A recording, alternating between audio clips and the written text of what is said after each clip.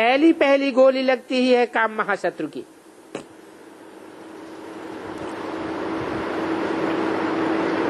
बहुत फंस मरते हैं, क्योंकि यहां मुख्य सवाल है ही पवित्रता का। भगवान भी कहते हैं इन काम विकार को जीतो।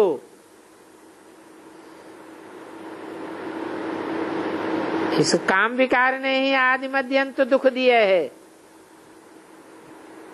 आदि मध्य अंत दुख दिया है, हैं? कब से दुख दिया है? द्वापर के आदि से ये काम विकार ने आदि में भी, मध्य में भी और जीवन के अंत में भी दुख दिया है। कैसे?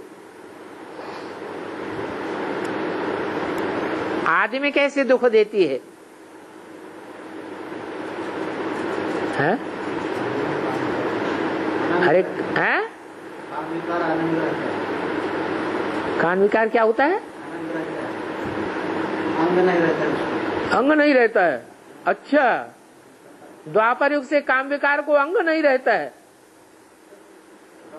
अरे सतयुग त्रेता में अंग नहीं रहता है। काम विकार का अंग काम नहीं करता है सतयुग त्रेता में, या द्वापर कलयुग में काम नहीं करता है? द्वापर कलयुग में तो काम करता है।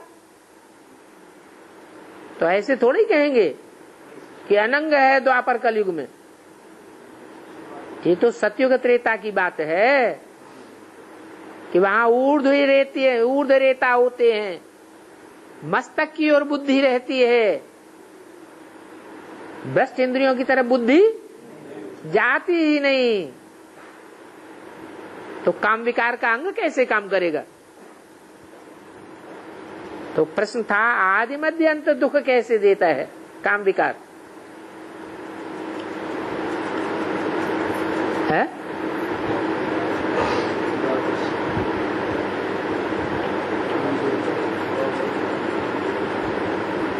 द्वापर से कैसे दुख देता है आदि मध्य अंत?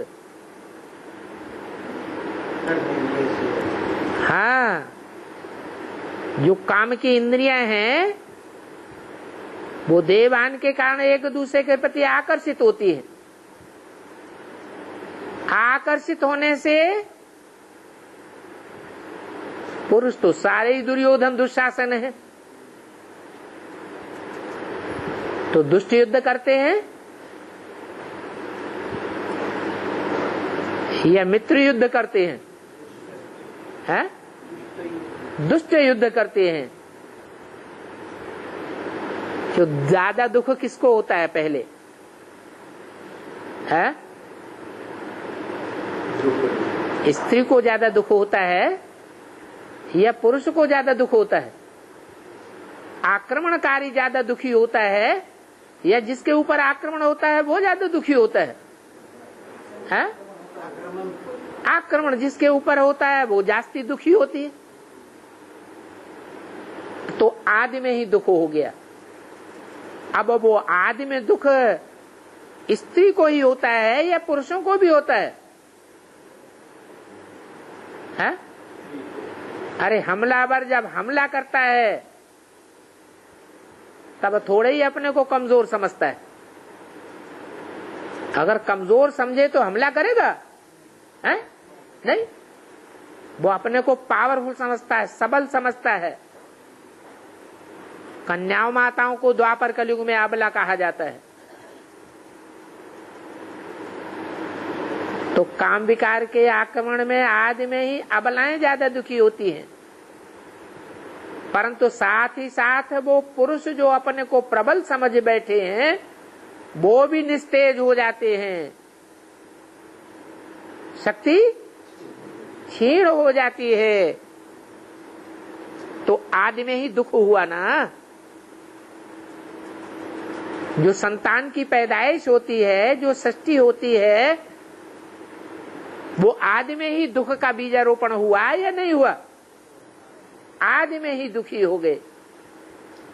तो जिसका आदि दुखी होगा वो मध्य का सारा जीवन दुख में ही जाता है। माँ बाप भी दुखी होते हैं, पैदा होने वाले बच्चे भी दुखी होते हैं, और अंत में जब शरीर छोड़ने की बात आती है, आत्मा शरीर छोड़ती है, तो भी दुख होता है। तो पहले नंबर में आदि मध्य अंत दुख देने वाला है काम, फिर सेकंड नंबर है क्रोध। वो भी बहुत हैरान कर देता है। तो बाप कहते हैं ऐसी ऐसी भूलें करते हैं तो फिर उनको सजा भी देनी पड़े।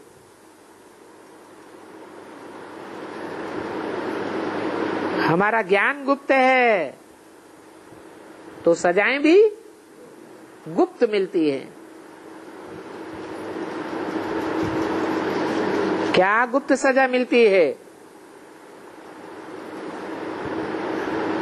जो बच्चे ज्ञान में आने के बाद कर्मेंद्रियों से अरे विकर्म करते हैं,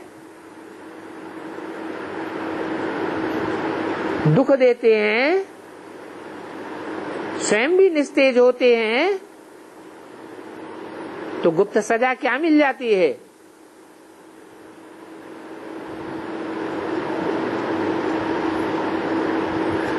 बाबा माया को शिकार देते हैं। जो बच्चे श्रीमत पर नहीं चलते उनको खूब फटकाओ तो माया बुद्धि का ताला ही बंद कर देती है, और यथा योग ताला बंद करती है। योगी अच्छे हैं तो कम ताला बंद होता है, और अच्छे योगी नहीं है, भोगी ज्यादा है, तो ताला गोदरेज का बंद हो जाता है। बच्चे बेकायदे चलन चलते हैं तो जरूर बाप नाराज होगा। तो ऐसे बच्चे को जास्ती पैसा नहीं देंगे। ऐसे बच्चे को, जो कामी और भोगी किस्म के बच्चे होंगे, ज्ञान में आने के बाद उनको जास्ती पैसा नहीं देंगे। कौन सा पैसा है यहाँ? उनको बुद्धि में ज्ञान धन ज्यादा बैठ नहीं सकता, बुद्धि को ताला ही लग जाता है। बेकायदे चलन से जरूर बाप नाराज होगा ना। तो जिनसे नाराज हो जाता है तो क्या करता है? हैं? पैसे देना बंद। धर्मराज बाबा कहते हैं हम और क्या सजा दूंगा, है? मेरे पास कोई स्थूल धन दौलत मिल्कियत तो नहीं है, कल कारखाने तो है नहीं, मेरे पास जो है वो मैं देना बंद कर देता हूं। बाकी हिंसा भी तो कर नहीं सकते।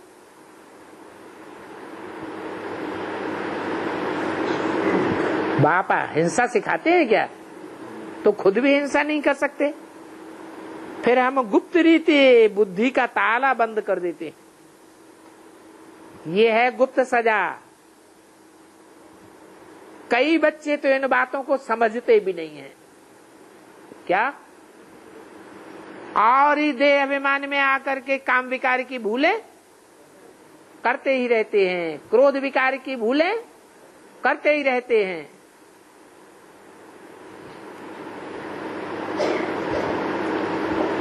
तो उनकी बुद्धि का ताला बंद कर देता हूं। साफ दिल नहीं बनते हैं।